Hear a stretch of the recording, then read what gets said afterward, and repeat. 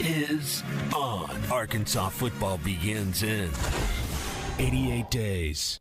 You guys are awesome, baby. You have these guys, ESPN in Arkansas. They do a good job. Live from the Busch Light Studios. I love Arkansas. I love everything here. Give me that thing here. On your favorite Arkansas sports talk station. Why did that happen in Fayetteville, Arkansas? Dixon Street. It'll get you. Streaming live from Hit that line. .com. You want answers. I want the truth. You can't handle the truth. This is Halftime with Phil Elson, Matty T, and Matt Jenkins. My calculations are correct. When this baby hits 88 miles per hour, you're going to see some serious... Jones for the win. He got it. He got it. He got it. Mason Jones banks in a three with 0.1 seconds to play. All right, hold on. It's almost halftime. All right, let's get it going on a Tuesday. Halftime, ESPN Arkansas, ESPN Northwest Arkansas. Phil Elson here along with Matt Smackdown Jenkins, Matty T. It is a gorgeous day across our listening audience. Little blip on the radar, I know. And yesterday felt like a big day. Today kind of just feels like another day, right? Student athletes for fall sports are already allowed back on campus. Not every sport has their student athletes taking part in the voluntary workouts right now, but certainly football does.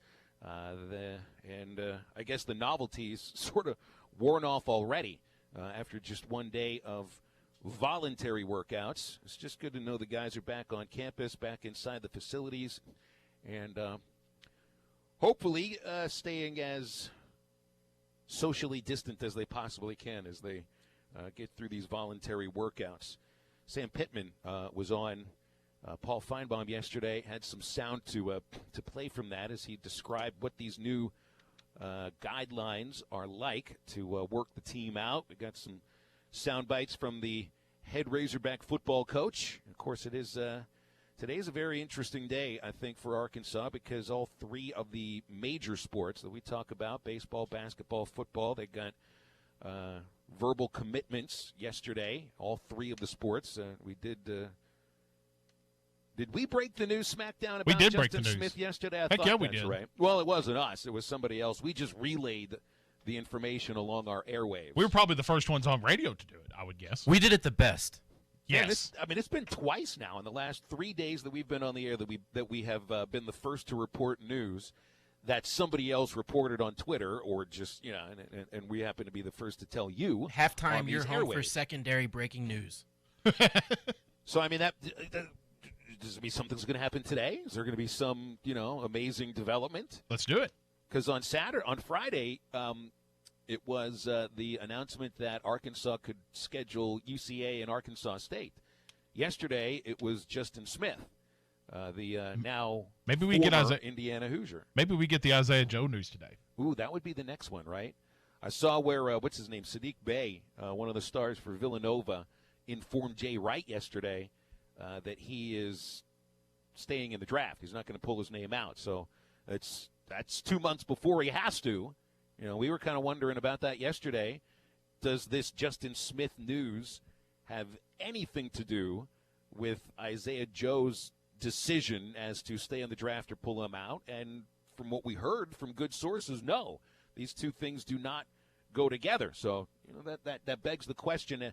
Now with a team that's got 15 players that can dress, 14 that have a scholarship, and you are limited to 13 scholarships, something's got to give. So, yeah, maybe that will be the next bit of news as far as something that we're able to break over these airwaves, SmackDown, the next roster move of sorts for Arkansas men's basketball. I guess we'll wait and see because, sooner or later we'll have to figure this out. We talked about this a whole lot yesterday. We talked about it a little bit more on the Morning Rush this morning. They kind of went to the roster side aspect of it. What is Musselman going to do? But the way, and I've said this on social media with my family and friends and everything, this is a great problem to have if you're Eric Musselman because at least you have this many players and this many of talented players at your disposal to do this. Well, it's intriguing, too, because you kind of wonder, like, who is it that is going to go? Is it Isaiah Joe staying in the draft? Is it, more developing players like Ethan Henderson or Reggie Chaney? is there the possibility that all four of the incoming freshmen, they've already signed their scholarship papers, so it wouldn't be any of them. Maybe there's one of the guys who sat last year that's making, got something in their heads that maybe they want to look somewhere else. Although if you sit for a full year watching your teammates play, it would certainly be a weird decision to transfer out and go find another place to sit for another year. So, yeah, I mean, it seems to me that it would all center around Ethan Henderson, Reggie Chaney, or Isaiah Joe. That's just what makes the most sense. So, yeah, that'll be the other shoe to drop. But I hope there weren't any weights that were dropping yesterday inside the Fred Smith Football Center. That would be a little bit painful. You can tell I don't lift weights. Do you do any weightlifting, SmackDown? Used to quite a bit when I was in high school. Yeah. I loved doing weights when we were in school. But obviously you can tell I haven't here in the past couple of years. So that is something I do. I do enjoy getting to do that just because I'm big and husky and I like to prove my manlyhood. But something tells me you could probably still bench press all 172 pounds of me. I could do that with one arm. Let's not try that on Friday at Knockouts when we're doing our live remote at Knockouts haircuts for men in Fort Smith. And Matty T did have we're doing something with you Friday. Yeah. Right? He's got the 35-year-old The 35-year-old bubble gum? That's right. Yeah. Where was this gum coming from? It's in a pack of Gremlin's Topps trading cards from, I believe, 1983. No, if it's Gremlins, then this is probably 84, 85. Okay, because I remember I was born in 83, but it was out when I was a little kid because I had the read-along book and everything. But, yeah, they're unopened Gremlin's trading cards, and each one has a stick of rock-hard chewing gum in it. Yes. Okay, good. So this is Gremlins, the original, not Gremlins the new batch. No. This is the good new one. batch of chewing gum, too. Okay, good. All right. Well, let's get to some of this sound from Sam Pittman, who was on the Paul Feinbaum show yesterday. Got to give him proper credit. Here is the head Razorback football coach on what the first day of workouts was like. We kind of look at it a little bit different. We're acting like each one of them have it, and we don't want to give it to somebody. This is me, look at me. I don't want the virus. We're kind of approaching it differently, as in we don't want to give anybody the virus, and it seemed to work. We have to stay our distance, keep our mask on, but the kids did a really good job with that today, and certainly our coaching staff is as well. Isn't that an interesting way to approach this? And maybe this is the way that a lot of people are approaching in the way that they handle their lives during this pandemic. That you just even if you kind of know you don't have it, you almost act like you do.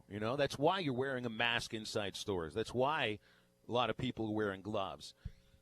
That is it's a small change in the perspective of how Arkansas is handling it, or at least the football team is handling it. But that also goes to show the length of the caution that they're taking to assume that all of your players, all of your staff members have COVID-19. That right there will show, I think, just how cautious they're being with these workouts. Boy, I'd be really interested to get a look inside that building and see what the setup is like. Yeah. It'd be very interesting. Here's more sound from Sam Pittman on the quarterbacks. Without Felipe, we still haven't seen Felipe Franks throw a football, right? Might be able to in, about a month and a half or so. Right now, that's huge for us, especially with no spring ball. To get a guy who's competed at a high level in the SEC is very beneficial to us, not only with his talent, but his leadership qualities. And so we're awful happy to have Felipe. Obviously, we have KJ Jefferson there that's going to battle for that job. And of course, we signed Malik Hornsby, who we think is going to have a bright future here. So I think Kendall Briles has done a great job of recruiting quarterbacks. And as we all know, it's very, very difficult to win without one. Yeah, we kind of learned that the last 2 years. Right. Without a quarterback, the problem was there were too many that were being counted upon. So, the NCAA is now theoretically sometime soon supposed to have a vote on approving a 6-week calendar to ramp up for football season. Saw this on 24/7 Sports last night. So the first day that you'd see, or that Felipe Franks would be allowed to throw a football, would be July 24th. That's the day for teams that start week 1 can begin using a football. So, I mean, that's why it's like we're all getting heavily excited here about workouts, about weightlifting and cardio and all that kind of stuff. None of this is actual football practice yet. They're still holding their meetings virtually through the Zoom app, even though they're all together on campus. So right there, it shows SmackDown much more caution. Caution's not a bad thing. Not with everything going on right now. This is the best. It's the best way to approach it right now if you're Sam Pittman. 877-377-6963 to get on halftime. Nikki Chabanel's coming up in about 20 minutes, and we are right back after this. The Morning Rush with Ty Richardson and Tommy Crabb. I asked Hunter Yurchek over here at Paragle, I said, look me in the eyes and tell me I'll be dead if we ever play them. And he said,